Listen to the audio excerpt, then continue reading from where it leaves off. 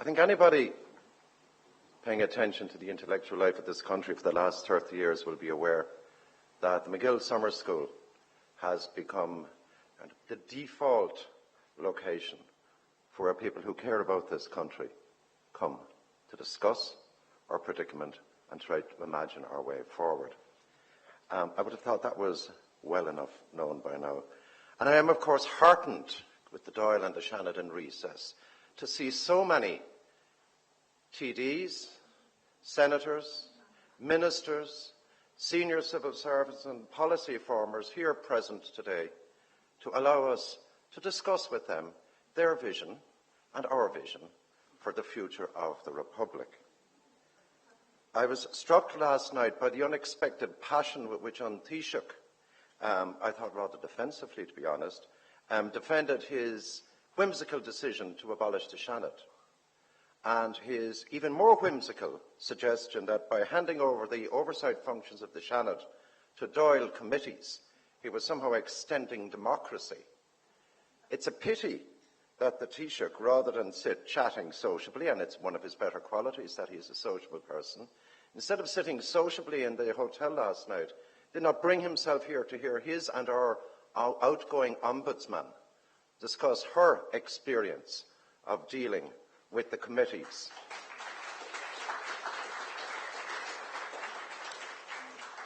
I'm very honoured, Joe, Chairman, to be asked here again. I'm not often asked back to places, for reasons which may presently become clear to some of you. I want to start with a poem that simply arrived almost in its entirety in one go into my head, and I wrote it, and I published it, and it has had absolutely no echo from the unfortunates to whom apparently, I say apparently because I don't claim ownership of this, whom apparently it was addressed. The Angel of History. In the Parliament House on Kildare Street, the lights were burning. It was a winter night, the usual slant rain falling. I had paused to light up a cigarette, to watch the lone guard stamp her feet, blow uselessly into her cupped gloved hands. In the colonnade of the National Library, a man was standing, a man neither old nor young, his head bare, half turned towards the lights in the great house, the high blank windows. I saw him reach inside his long loose coat, take out a notebook. I crossed the road, gathering my own long coat around me, stood in behind him, looked over his shoulder. He took no notice. One after another, I saw him cross them out, a long list of names, senators, deputies, ministers, not all by any means, but most. I heard him sigh, saw his hand hesitate, then draw a line through the topmost final name, one who had thought his fame assured.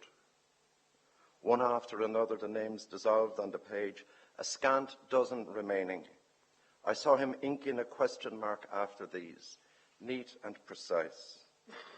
He put the book away then, sliding it down carefully into a deep pocket. He turned and looked at me, nothing like pity in those hollow eyes. He sighed, then squared his shoulders, lifted his face to the rain and was gone. Gone as if he had never been. But I saw him. I know who he was. I witnessed that cold, careful cancellation. I walked on. I walked home, thoughtful, afraid for my country. Now, the ambiguous Republic.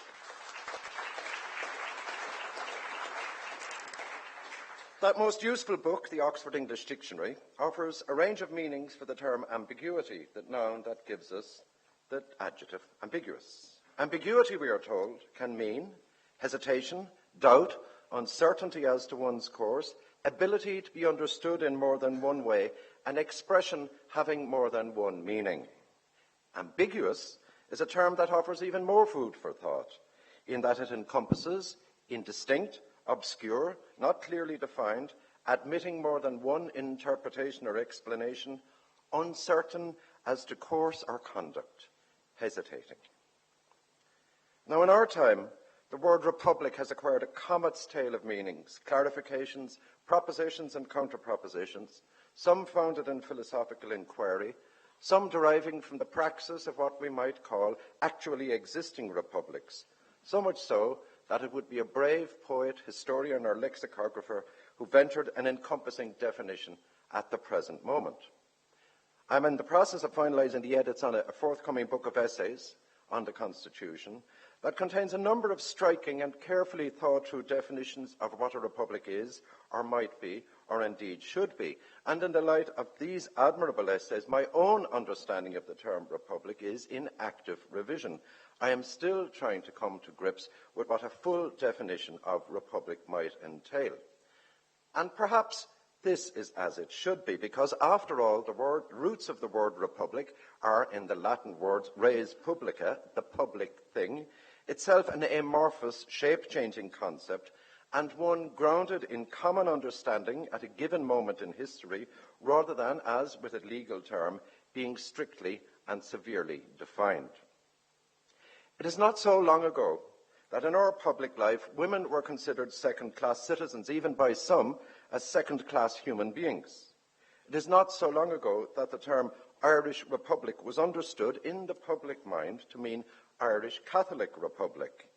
My point here is that at a particular moment, the public consensus accepted as an immutable given propositions that only a short time later would come to seem impossible and absurd. As understood in common sense terms, then, the word republic is best considered as fluid, reflective and aspirational, susceptible to mutation and growth, an elastic concept that at any given moment is open to challenge and redefinition.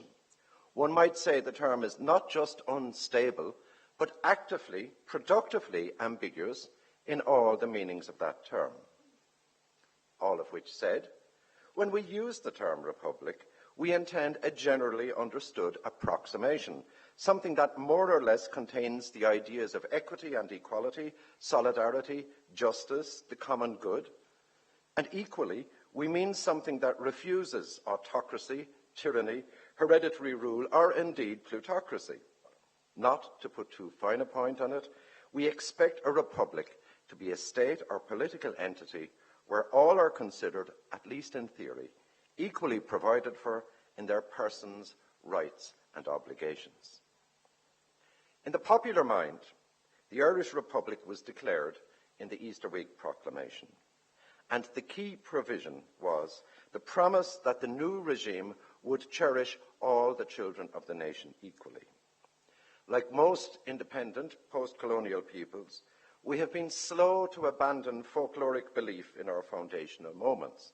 But I think it is beyond argument that most Irish people still consider that the fundamental compact between government and citizens rests on this promise.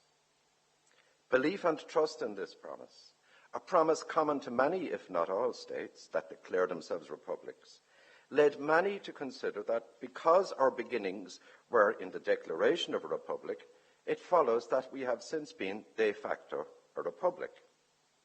Never mind that from 1922 to 1949, the 26-county state did not formally declare itself a republic.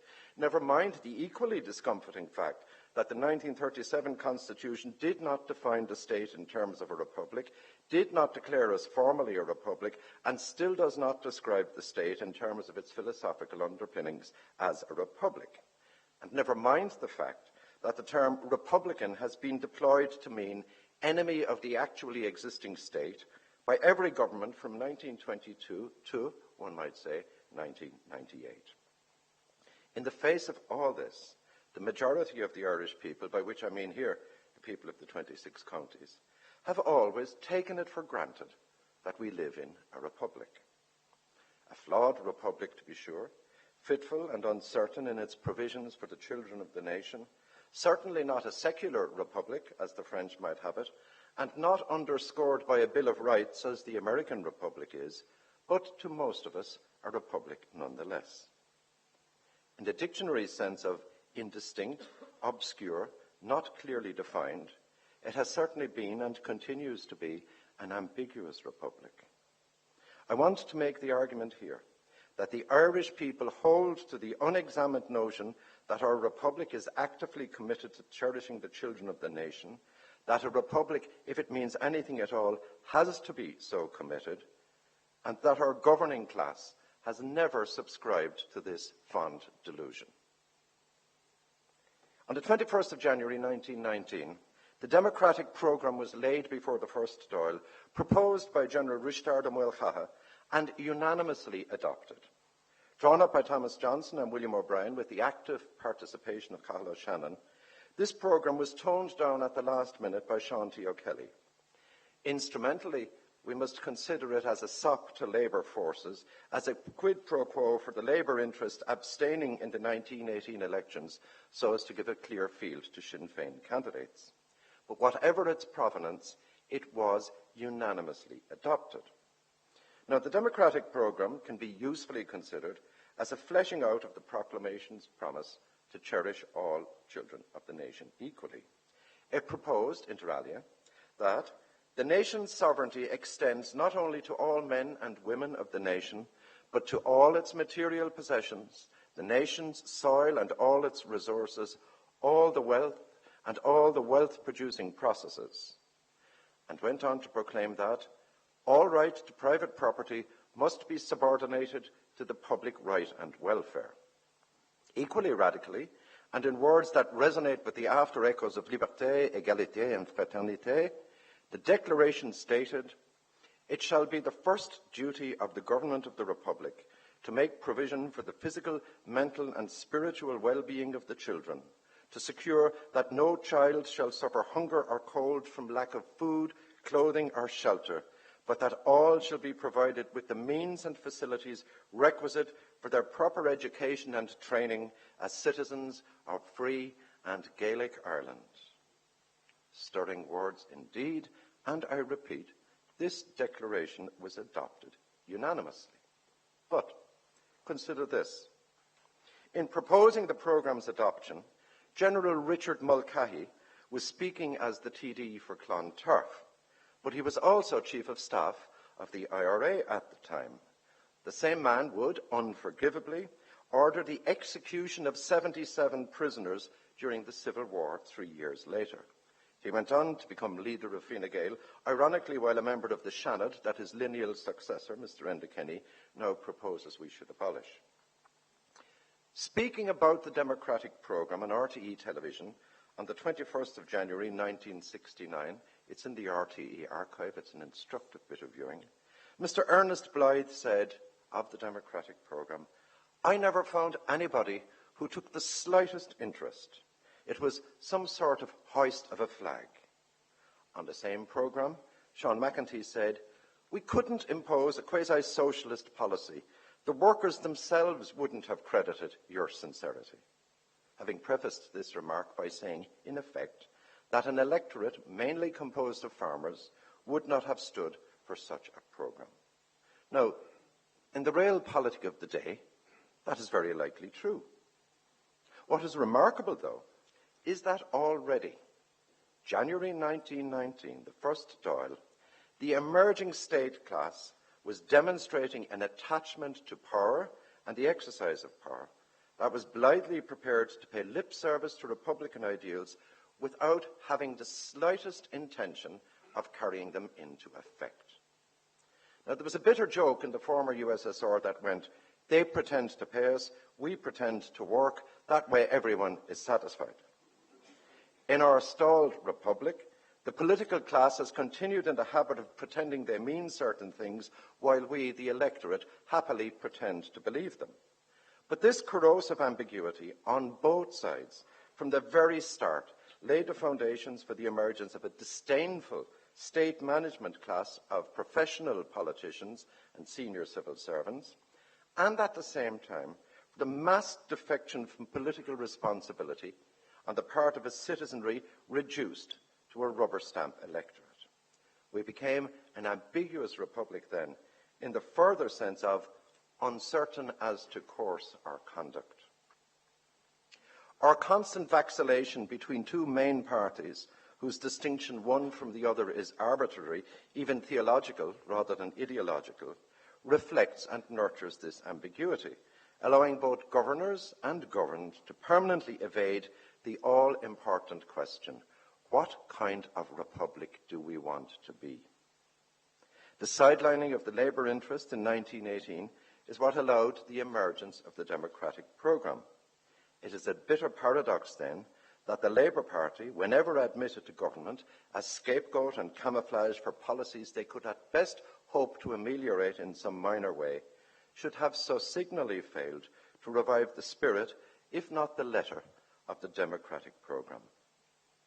On the 18th of January 2009, at ceremonies held to mark the 90th anniversary of the first Dáil and the adoption of the democratic programme, Deputy, now Minister, Joan Burton said, "The democratic programme outlined a set of values for an independent Ireland that are as relevant today as they were in 1919, values that successive governments have often failed to meet."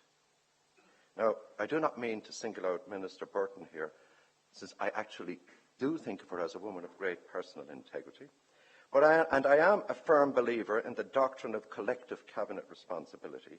I do not want to suggest she was being disingenuous 4 years ago, but as we stand here and survey the ruins of our dysfunctional, ambiguous republic, I should like to commend to her and to her colleagues in government the following statement from the democratic programme.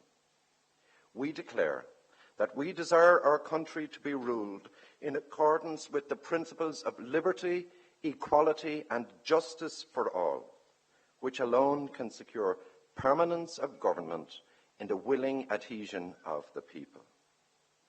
And there is nothing at all ambiguous about the warning encoded in that final clause.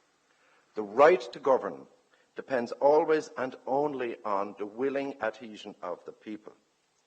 And my profound sense at this moment in our history is that we are sliding inexorably towards the withdrawal of that consent to be governed in accordance with a mutually understood compact.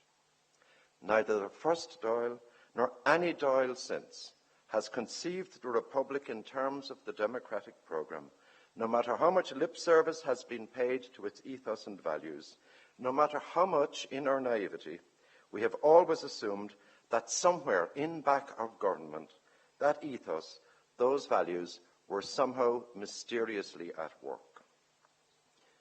Well, there's precious little mystery about what is happening at present. Nobody now alive has seen a government so resolutely determined to save the apparatus of the state at the expense of the people and our actual interests. Aggregating the sum of our disaffections and drawing from that mass of negatives a positive, it seems to me, as we approach 2016, that the time has come for us, as a sovereign people, to demand the enactment of the democratic programme or some modernised restatement of it. Realistically, I do not expect the state class to accede to this demand, which leaves us with one question that allows of no ambiguity at all. What is to be done? Today.